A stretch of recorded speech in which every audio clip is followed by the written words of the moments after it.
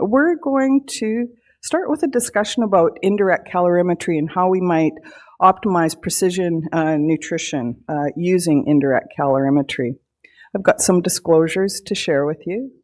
And over the next 10 or 15 minutes, we're going to talk about goals of individualized nutrition support, the impact of protein and energy deficit, consideration of timing of nutrition therapy, the dose of nutrition therapy, and maybe give you just a little teaser about how we might use indirect calorimetry to guide care. So this is our starting point.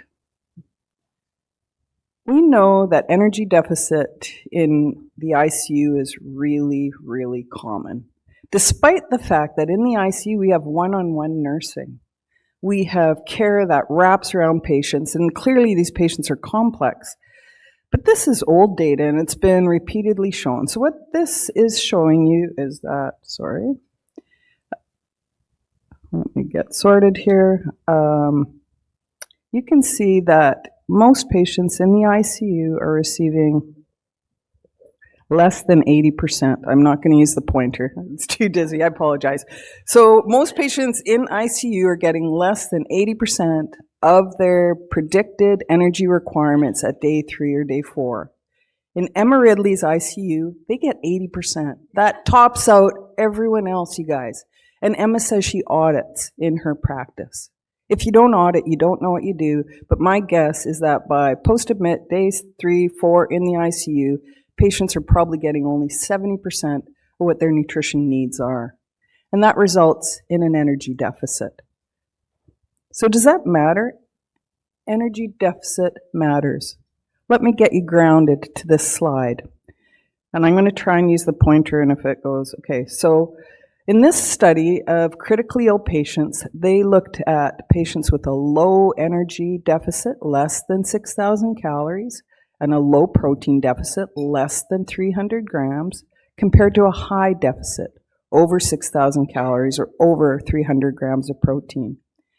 In the graphic on the left, you can look at low deficit of energy and protein compared to a high deficit of energy and protein, resulted in shorter 28-day ventilator-free days.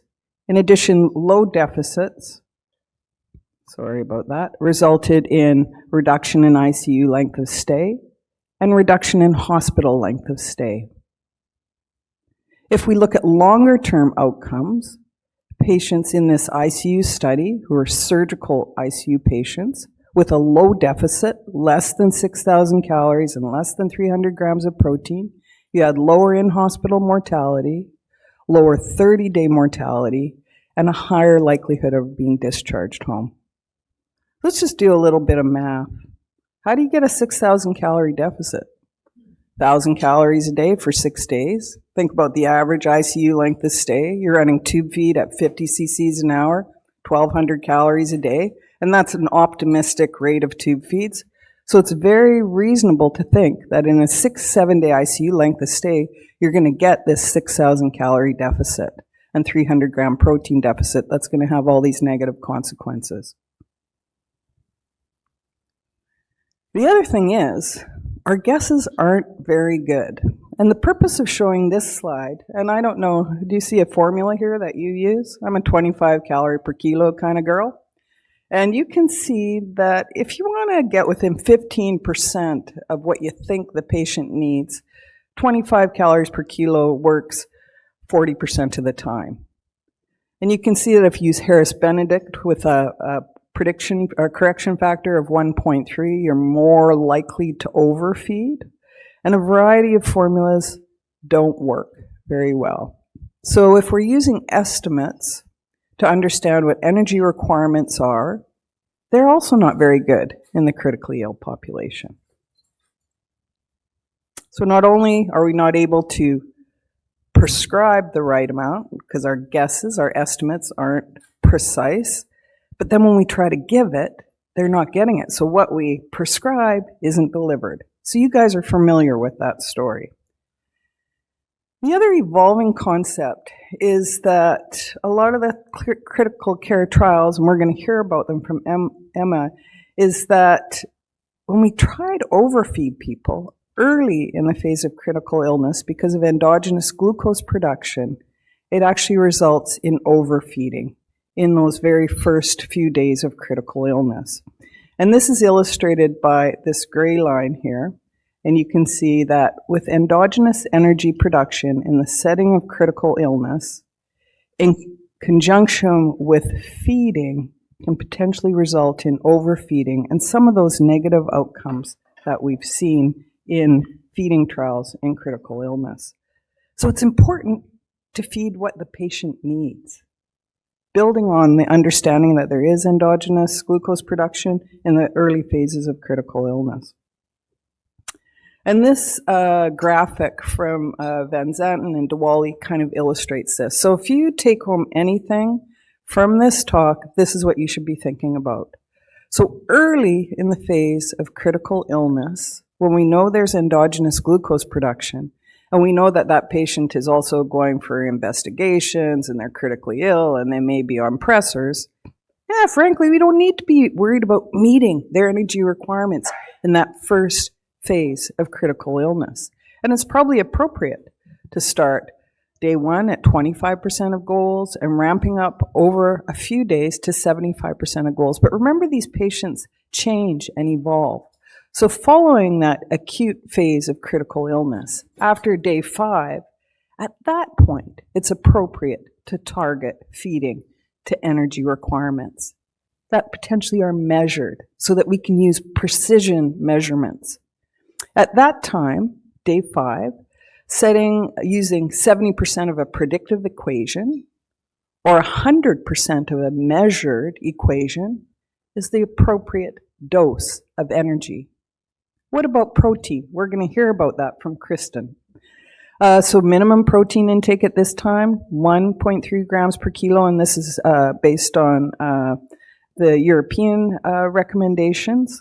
And as people recover in ICU, think about their requirements evolving. So not only do we need to get above that 70% that we're getting, we need to say, right, these people are recovering from critical illness. And that includes an increased delivery of energy, up to 125% of predictive equations or indirect calorimetry, or pushing your energy levels up to 30 calories per kilo. Protein at this time, because we want to foster anabolism and recovery, 1.5 to 2 grams per kilo. And then we need to be thinking of getting that patient out of hospital. How many of you have seen the patient who's been in ICU for 2 weeks come out at the same weight? They never come out at the same weight. They're 5 kilos down or 10 kilos down, and they have to begin that process of recovery. We should be thinking of that in ICU and then on the wards when they're there. So how do we do that? We use indirect calorimetry, and with modern tools available, we're using this more and more regularly. So indirect calorimetry builds upon the modified Weir equation and looks at oxygen consumption and carbon dioxide delivery, and there's a calculation where you calculate based on measured energy expenditure. We know that patient energy requirements are variable by condition, and they change throughout the day. And so this work from Pierre Singer looks at a variety of conditions, including burns, multi-trauma, critical illness, sepsis, traumatic brain injury, post-op care, chronic kidney disease, cirrhosis, cancer, geriatrics. And the purpose of illustrating this, these are unique measurements in individuals, is that it changes over time. So it's not realistic to expect that our energy expenditure is consistently constant. And particularly in these patients who are in hospital for many days, we need to think about remeasuring their energy expenditure depending on their clinical condition. Em and I have a similar practice in that we can't afford to do indirect calorimetry in all our critically ill patients. So we choose to do it in patients who are there for a little bit longer, over 5 to 7 days, where we're not sure our guesses are good. They're really lean, BMI less than 20, or they're really obese, BMI over 35, or we don't think our guesses are very good, because we don't have the resources to do that. And then we have to recognize, if we get one measure we don't know, well, then we'll get another measure. So we're using our indirect calorimeter more and more all the time. So does it make a difference using the indirect calorimetry? So I'm going to show you over the next few slides that indirect calorimetry guided nutrition targets is associated with improved outcomes. So in this study from Gonzalez-Granada, what they looked at is in the panel on the left, what they got was the indirect calorimetry goal, and the two, I'm scared to use my pointer now, you guys, I'm sorry. So this is what the measured energy goal is. Okay, I'm not going to use it anymore. So measured energy goals. And you can see that with measuring energy intake, they almost got to the energy intake where they were providing it. And similarly, they were getting closer to providing their effective protein intakes and compared to the standard of care group, where you could see they prescribed energy and prescribed protein, but they didn't quite meet the mark. So if you get a measure and you meet that measure, it results in a reduction in length of stay. In this study, it didn't result in a change in body composition, but this is a short study. So targeting energy provision with indirect calorimetry results in increased length of stay. In this, from the supplemental PN study from Heidegger, you can see in this study design on the left panel that they used indirect calorimetry day 3 after that acute phase of critical illness and used supplemental PN to top people up to MREE. And they looked at follow-up, and you can see in the right-hand panel, and the red line is the supplemental PN line, so they topped it up with supplemental PN. There was a reduction in nosocomial infections. So if you target energy direction, you reduce length of stay, reduce infections. And in fact, in this study from Singer and Diwali, feeding within 10% of an indirect calorimetry measurement results in a reduction in mortality. So if you use precise nutrition measured with indirect calorimetry, you can impact length of stay, readmissions, mortality. So I'm just going to anchor this with a quick clinical case, and this is from a series of cases that we've submitted for publication. And so this is a story of a 44-year-old male with a subarachnoid hemorrhage, traumatic brain injury, who was admitted after embolization of this AV malformation, and he suffered from severe intracranial hypertension. You can see that he's got a BMI about 23. He initially, in the first phases of critical illness, was only able to get 535 of the 1,400 calories prescribed because he was intolerant. And so you can see at that 1,400 calories, that's about 20 calories per kilo. But by post-admit day 14, he was prescribed a target goal of 2,200 calories. And I'll just get you grounded on this indirect calorimetry. This is using predicted, he's 121% predicted energy. His measured resting energy expenditure is 2,200 calories, and his respiratory quotient is 0.82.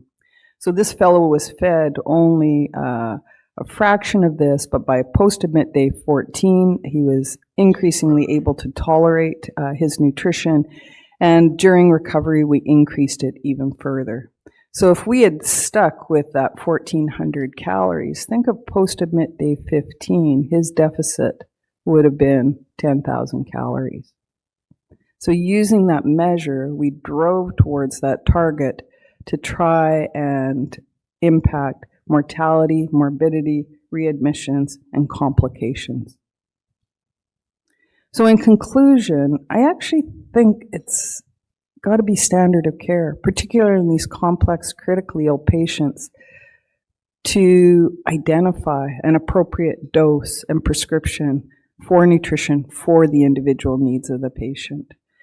Indirect calorimetry is a really vital tool that informs dosing, and it should be part of all of our regimens so that we can tailor the nutrition prescription to meet the patient needs.